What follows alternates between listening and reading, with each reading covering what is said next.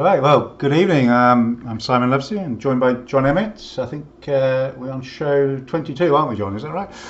Yeah, it's amazing. 22 shows for something that was meant to be three. It boggles the mind. I guess we're probably about 6 months out of getting out of the woods, but that's the way it goes. Yeah, and amazingly, the three stages that we came up with really almost a year ago seem to be still applicable, don't they?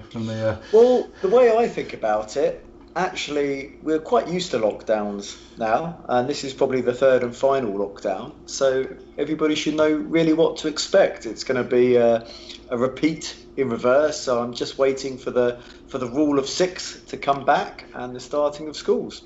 Yes, and I think that's almost the reassuring part of it, isn't it? That we are now really getting to understand how we should be behaving, and it's just a matter of us sort of slotting it in, isn't it? Yeah, I mean, it's very simple that the way it works is social or any type of interaction increases the number of infections. So we need to limit that to limit the virus. And obviously, education is incredibly important, and that will be one of the first things that's put back. I'm really pleased to say sport, which obviously includes sailing, will be shortly after that. Yes. So a lot of discussion about the Olympics, really. I think that's the one on the horizon. I think probably next show we can actually look at the current situation in the UK. That was my intention. Hopefully a bit of news, but you can clearly see in Japan from this graph here that the second wave started in June. We do need to note in terms of the numbers, the increased testing started in May, so it's not as extreme as it looks. But yeah, things are on the way down, and actually they very recently released the notice of race for the Japan World Cup, and I hesitate to say it in case I get it wrong live on air, but I think it's the 8th to the 15th of June. So preparations are going on, okay. And personally just about to book ferries to go to RYA. So okay. Things are so cracking on. Is that the equivalent to the test event, is it, the Cup? Crikey, it must be the test event. To be honest, I remember Elliot won the test event very convincingly in laser, but we had another event since then. But yeah, as much as for the sailors, it's a test event for the regatta officials, and it just shows things are progressing in the right direction. Whether we get out to the Olympics in May, for me, it's neither here or there. As long as there's a competition, I think that's a really good thing. Yes. And they've had a bit of internal controversy, haven't they? And hopefully they're moving on for that. Yes. There's a few people said things they shouldn't have said, and then they made an apology, which wasn't necessarily a good apology either. But I think that the big thing is that the COVID situation, things are looking very good. Japan is a country that really obeys the rules. And those countries that have followed the advice have had far better COVID outcomes than those who've tried to ignore them. I think the situation is looking a lot better in May, and I think everybody's looking forward to getting a little bit back more to normal, but it is a case of patience.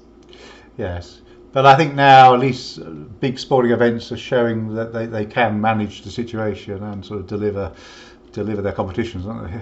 Absolutely. So here in Lanzarote, in give or take a month's time, we have the European Olympic qualifiers for 49 FX, NACRA, and regattas are slowly starting, but it's really spread out. So which is normally a 1 week event, it's spread out over a long time, only 2 or 3 classes racing at a time, but we're slowly getting back to a normal. But we do need to be patient. It's a case of what's necessary. I'm here, obviously working, whereas things like, house parties and stuff, that carries a very unnecessary risk. And I think with sailing, we'll get back to sailing as a form of exercise far sooner than we'll get to sort of doing competitions. But I hope next show we can look at the UK numbers, and I say, I'm a positive man, and I think we have light at the end of the tunnel in May. Yeah. And the Restart Sailing group has been busy again, and I'm sure it'll be busy next week, won't it? As we very busy digest some of the detail. But the message still is stay at home for us lucky ones in the UK, isn't it? Well, I think the key thing is the more people observe the lockdown rules, the shorter the lockdown will be. Nobody wants to be in a lockdown. Nobody. Yes, yes, and I think That's where we are. people are hopefully now seeing the end game and realising it is worth that sort of hanging in there a bit longer. Obviously, the vaccine is going at a great Yeah, I mean pace. the previous slide you showed was perfect. It's very clear, no household mixing, and that is what it is. Yeah. So yeah, the roadmap, that's the the big one next week, isn't it? Well, I think we've been here before. I'm waiting for the rule of 6. I'm waiting for schools to restart. I would expect a small uptick when schools restart, but I'm still confident, light at the end of the tunnel in May. And I think we know how it works now. And a lot of systems are just put in place. The system for international travel is so much better than it was a year ago. Yeah. So. What is encouraging from the sailing point of view, that there's been a lot of discussion on exercise. Sport England, I think, released a 10-year plan recently, didn't they? That showed the importance of getting us all fit and healthy. There's a lot of positives which have come out of the COVID situation about ways of doing things that hopefully will carry on. Yes. Really. Yeah, and I think people are realising one of the issues that we've had in this country is we're a nation of couch potatoes, aren't we? But I think well, it's not only the fact if you're a little bit overweight and a little bit sedentary that you're more likely to have a bad outcome. We've already talked a lot about having the right level of vitamin D and so on to have a good outcome. But actually, the people who are slightly overweight and maybe not quite so fit, they're more likely to be super spreaders. So that it's hand in hand. I was just going to talk very briefly about the immune system, because there's this false idea about boosting immune system which really irritates me. What you want is a well-balanced immune system, because an immune system that is overactive would actually attack the healthy cells in the body.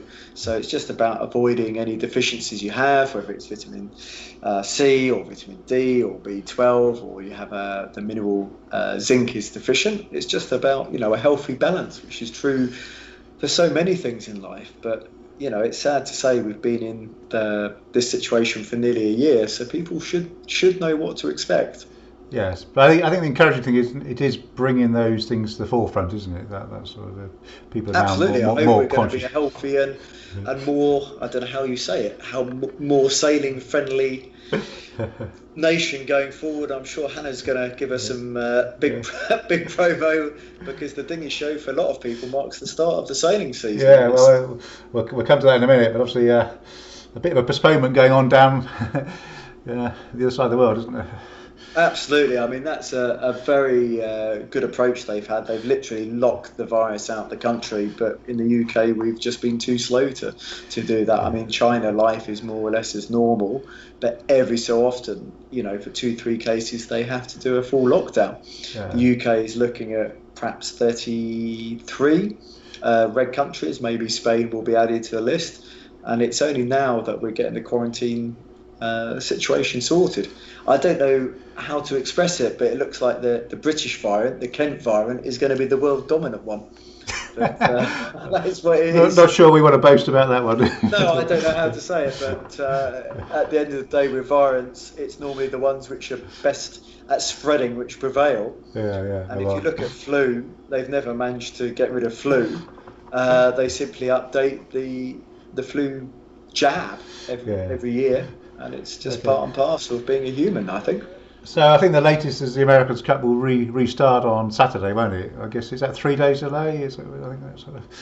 Yeah, I think your news will be as up to date as mine. From a personal perspective, I hope Innes have managed to make some small changes which will make a big difference. But yeah, so it was actually quite sort of encouraging to see Tom Morris, who's obviously one of the Restart Sailing members and active people, got a big feature in the Times. What to do, wasn't he? Yeah. So he's been doing some great videos, hasn't he, and getting into the technical side. But interestingly, the Times newspaper took up on that story and were quoting his expert analytics. So there you go. One of our obviously Restart Sailing active members, Tom did quite a lot with us at the beginning of the. I mean, having known Ben and Giles for a long time, I can absolutely believe they're doing everything they possibly can at the moment. So, well, yes. Even the grinders, if you look at Chris Biddle and far more recently Ben Cornish, they're ex-laser sailors. So Yeah, I guess it's just so close, isn't it? That one little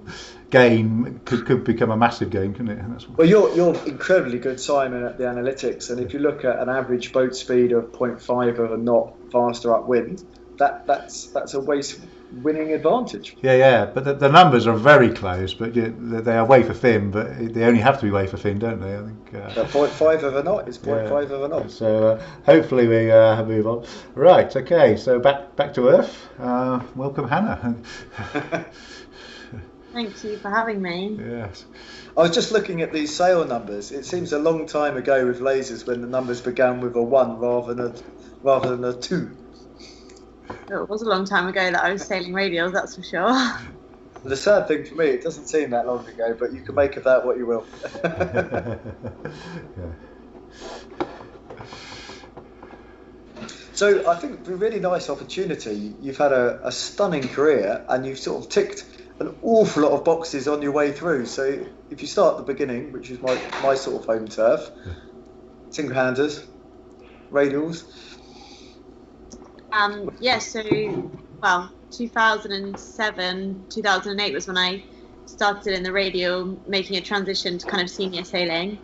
I was a little bit small, not quite fit enough, not that great at hiking, so I was okay at radial sailing, but wasn't really my strongest. Didn't really suit my strengths, I don't think. But I learned a huge amount from sailing the radial. You have to love hiking to go radial sailing.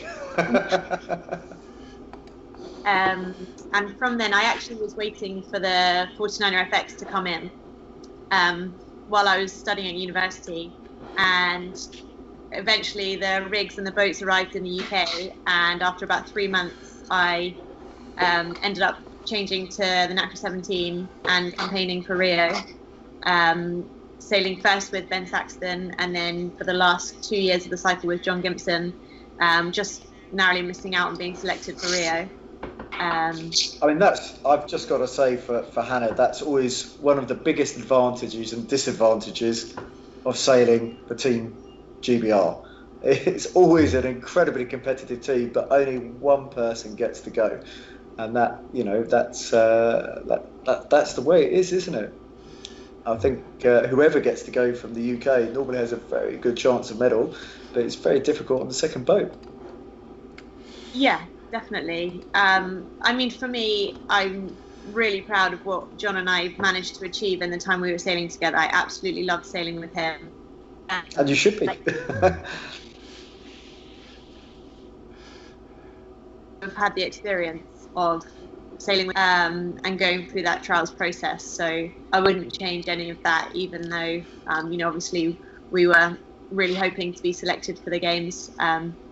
And then since then I've been more involved in bigger boat racing, which has been pretty different, but I think just demonstrates how broad our sport is and how many different aspects there are to it. So I've been very lucky to have done some pretty cool sailing since then. And I mean, the trials for the NACRA was incredibly close for 2020. I don't even know what to call it now. How do you think it sort of translates into your sort of big boat sailing, having done the Olympic stuff? Because I just see, so if I look at the America's Cup or whatever, there's so many Olympians involved and people who've done that campaign trail.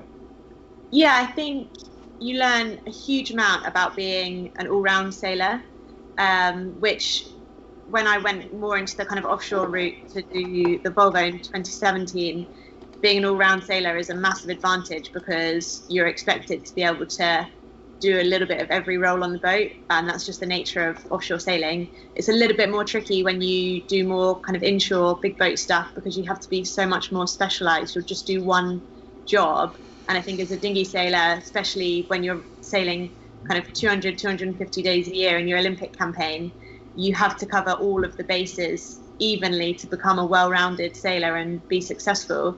And then suddenly you're sailing a big boat, you're an upwind trimmer, and you have one sail to trim, and that is the only job you have to do. So I think it makes you very well-rounded, but it's definitely a bit of a transition to be able to focus all your energy on one really small part of a big team.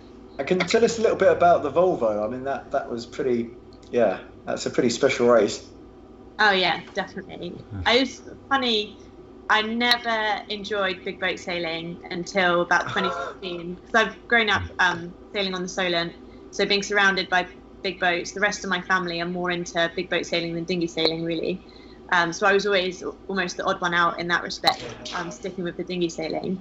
But the opportunity came up when they introduced the crew rule to have two female sailors on each team. And about time, to be honest.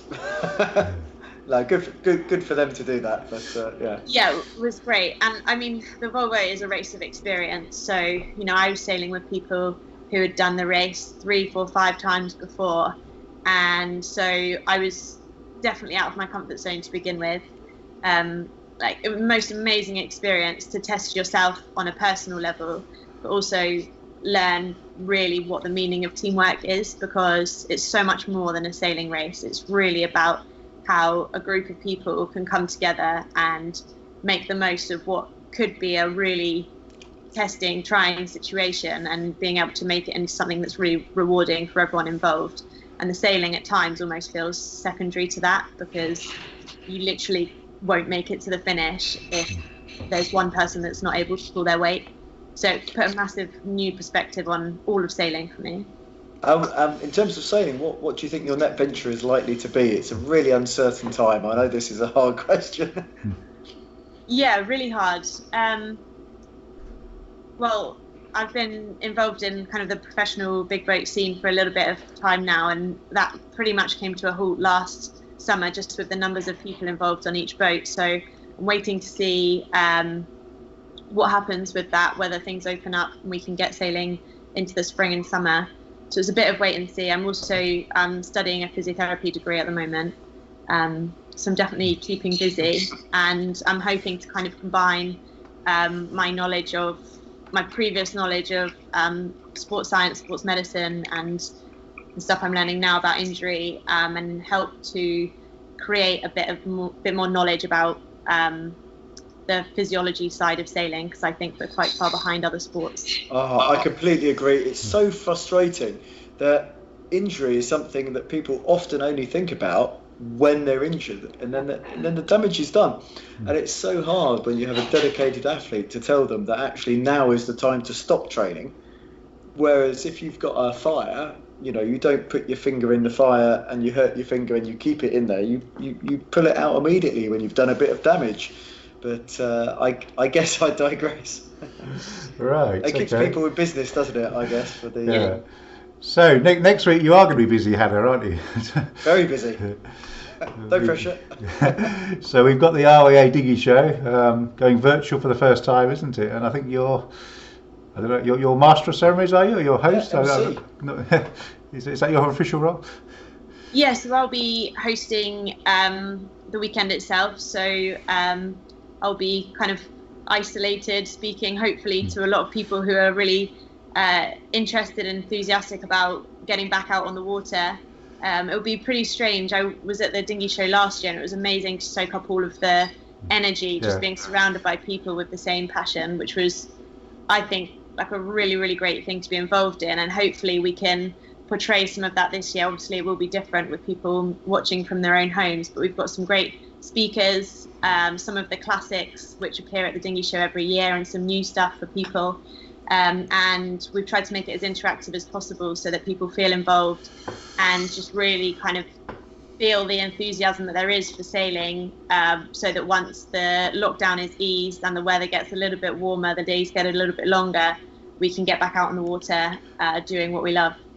I know. I'm personally hoping for a really bumper winter season, because I think by September I hope things will be looking a lot better. But it's really hard. I don't know how to say this without sounding bad, but not being able to have a quick beer with people at the Dinghy Show. It's not the start of the season, isn't it? You missed that. But I suppose one of the advantage, Hannah, is that we're going to see a big influx of international visitors, aren't we? We get a few at the traditional Dinghy Show, but I guess this could be quite a influx of people coming from around the world. Yeah, I hope so. I mean, I don't know of too many other international dinghy shows that go on, and obviously the RYA Dinghy Show has been going on for so many years now, and it's such a great event. So it would be quite nice to let people kind of see the enthusiasm that we have here, and maybe that will inspire some of the other countries to set up their own. Because one thing I think we don't do well in general as a sport is kind of shout about how great sailing is. And I say that because I'm really passionate about it, but also because I love following other sports, and I see how they've kind of evolved with how they communicate and things. So making the most of this dinghy show to just showcase how passionate all the people involved are, and how we can kind of get that enthusiasm across to people while they're sat at home kind of waiting to get back out on the water before we're allowed to. Yeah. Well, I hope it does give a wider audience, because you're right, sailing sort of hides a bit under the bushel, doesn't it? It's sort of it's almost like we're not confident sometimes, I think, of coming forward, whereas other sports are very brash, aren't they? And we're more subdued. I was going to say, from a personal perspective, I'm probably not exaggerating. You might get a 10,000-fold increase of Chinese audience doing it virtual rather than in real life this year. Yeah. If not more. Yeah, but I believe the dinghy show is unique. I don't think any other countries do it. That may be a reflection of the sort of the dinghy scene here, but I don't think I'm aware of any other countries that have a dinghy show. Are you, John? Not in the same thing. I mean, I don't know, it makes me sound bad, but I just really like meeting up with the clubs and classes and having a beer with people, and it was the start of season, and it's that social interaction without going too far off. But that was one of the things I thought, Hannah, with women's sailing, was to have that social interaction, to keep people in the sport. It's not all about elite sailing. It's about having a good time and meeting with friends. And it is hard now when you can only have a restrictive access. So I think hopefully these online things will carry on. I've done a lot with the coaching side of things, online seminars. It's been really useful, and I really hope that's something which continues. Yeah, and I think that's been our experience at the events that we've done. The online briefings and prize givings have actually probably attracted more attention than the real versions. I think people have in terms of briefings, it's perfect, because it just makes everything so much easier for everybody. Yeah, and the feedback I've had is that the people who probably wouldn't have gone before or put the hand up are suddenly feeling much more engaged, aren't they, and confident to actually say something, whereas normally it's the same people say the same comments, and that's same noisy people. I'm probably in that category. Yeah. What are you most looking forward to with the dinghy show, Hannah? Because it's sort of a first in some ways, isn't it? Yeah, and it's been really great to be involved kind of since its inception, when it was announced that it was going to be a virtual dinghy show. I think for me, I've obviously put a little bit of time into the stuff that we've got prepared in terms of the schedules and the speakers that we've got, and it covers such a broad range. For example, we've got how sailing and boating kind of interacts with the wing foiling, windsurfing and kite surfing communities, and how there was a massive uptake in that last year, and hopefully going forwards we'll see that. And then also just being able to spend a bit of time speaking to the guys that have been selected for Tokyo. It's quite rare that you get to sit down and have a chat with them and ask them questions in a really open way. And I'm hoping that virtually we're able to do that and get some really insightful answers to kind of bring their thoughts to the people at home about what it's. I've got to say, a lot of them are in Lanzarote, both Olympic selected sailors and IQ foilers. A lot of them seem to be in Lanzarote at the moment.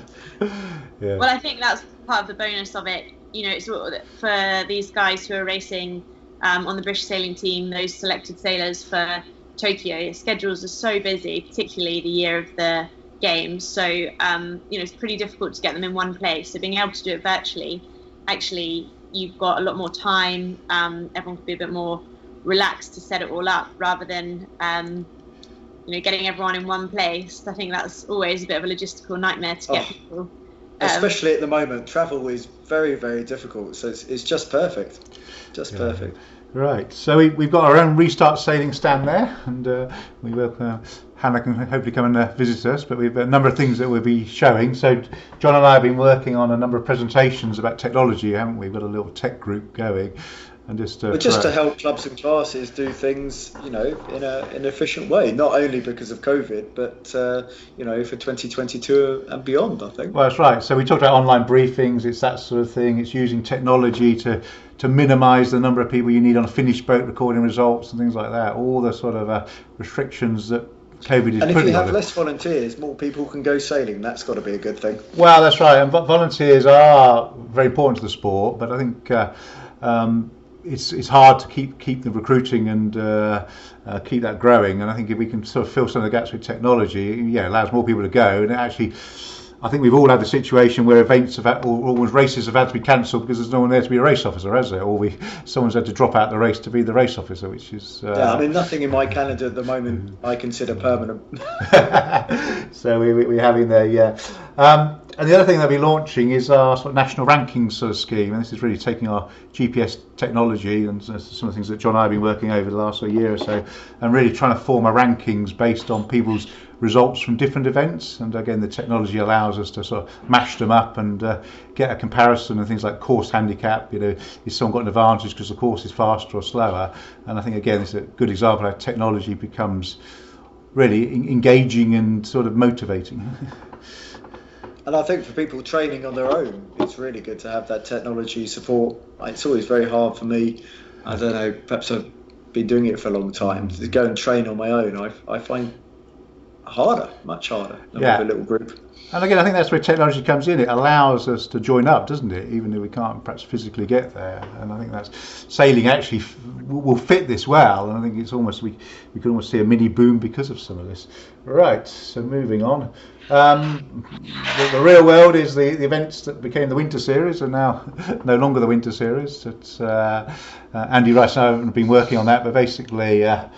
It's the autumn series. yeah, it's the series. So we basically agreed with Selden as the sort of the supporters of the series that the series carries on basically over a number of events. So for example, we've got Alton coming up. Maybe at the end of March. I guess that may be open to debate. It's going to be close. I always felt that May was looking the promising month, but I would love. Yeah. So it may be Posh, which has grown to become quite a big single-handed event down in Payton, becomes the next event in the series, and then we've already moved the Tiger Trophy to the end of August. But I think it's really adapting and making the most of what we've got, isn't it? And who cares if it's not the winter? I think that's. For me, I think the key thing is for club sailors just to be able to go and choose sailing as a form of exercise for the future, and that must be on the cards in the very near future. I'm expecting rule of 6 and all the things we've seen before to come in. And I think interestingly, if you look at it, it's good to see a lot of national championships getting their entries open, but they're like the RS 400s filling up and the solos I think filling up overnight, weren't they? And I entered the Laser Europeans as a coach. I don't know whether we'll be there or in Japan, but you don't want to miss that cut-off. Yeah. So I think we may have lots of events overlapping, but that may not be an issue. It may be more of a capacity thing, that the events will be sort of crammed full of the numbers that they can take. Well, certainly in terms of Derek Diesel, it makes sense to do local events anyway, doesn't it? That's right, and that may sort of encourage it. Right.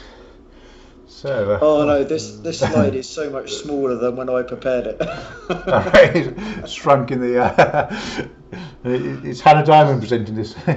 Yeah, no, I think you can take it away, Hannah. It's got your name all over it. It's okay, Hannah. This is absolutely normal. I've normally got at least one typo on every slide I do, and if I prepare them 2 weeks in advance, that's just about enough for me to remember. Yes. But one of the things when I was coaching, it's not what you say to people, but it's what people remember, and that's why we have these funny little names. And I'm pretty sure there's a Hannah as well in there, but Peter Planning, who's somebody who thinks ahead, and I'm really sorry, but the pictures just look so small to me. When you're planning a start, you need to line up early where you want to start, because all things being equal, everybody knows where they want to be. And it's like if there's a movie premiere, if you want a good space in the car park, you've got to arrive early.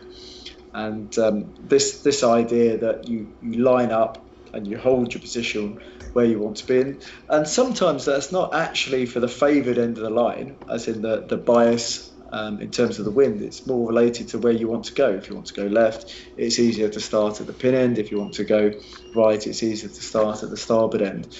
But hopefully people who've got better eyesight than me can look at the slides at home, because we just looked at the scenarios. If you don't get such a good start, at least if you're the right end, it's easier to go the way you want to. Whether that means you need to do 2 tacks to get clean air, or whether you just foot under the opposition just to clean your air as soon as possible. It's the idea of, if something's going to be painful, bite the bullet, get it over with, and start going where you want to go. And the name of the character was just to inspire a bit of creativity. So it's Peter Planning, and maybe I should have picked another name. I always feel very sorry for anyone called Daniel, because we have Daniel Danger, who's always getting himself into lots of problems. But it's more about getting people to remember the scenarios. I mean, I've been coaching well over 20 years now, and it's amazing how many times I see exactly the same scenario occurring again and again. And that's with world-class sailors, people who are far better sailors than I am. And it's just because when your focus is all about keeping the boat flat, trimming the sails, all the rest of it, it's easy to lose the big picture. So yeah, medal race scenario, a lot of the time it's decided within the first 30 seconds of the start. So I think it's a good metaphor for life anyway, especially at current times. Plan ahead. Yeah, lots of life skills here. Right, so moving on. Yeah, so we're going to go back to the classes, and we have David Valentine. There you go, Hannah. There's my first mistake. I meant to say what class he's from. It wouldn't be live if it wasn't. Well, it's on the T-shirt. It is. But again, my eyesight fails me. So this is the Devotti Zero, and we're just going to look at what's happened to some of the classes and how they're moving forward. Yeah. I'm sure that must be part of your role with the Dinghy Show, Hannah, that you have a lot of clubs and classes who are going to be exhibiting. Yeah, there will be, and I think it'll be a great chance for people to kind of ask any questions they've got. Maybe they've become a bit disconnected over the last 12 months it's been, hasn't it, since this all kicked off. And it feels like 24. Isn't it? But yeah, just a chance to reconnect in a way that's safe for now, and just build the enthusiasm for getting back out in the water as soon as we can. Yeah. Perfect. All right. So, we look forward to the Dinghy Show next week, and then David Valentine the following week, I think, isn't it? Yeah. See you in a fortnight, and see Hannah far sooner. Right. Thank you very much. Good evening. Right.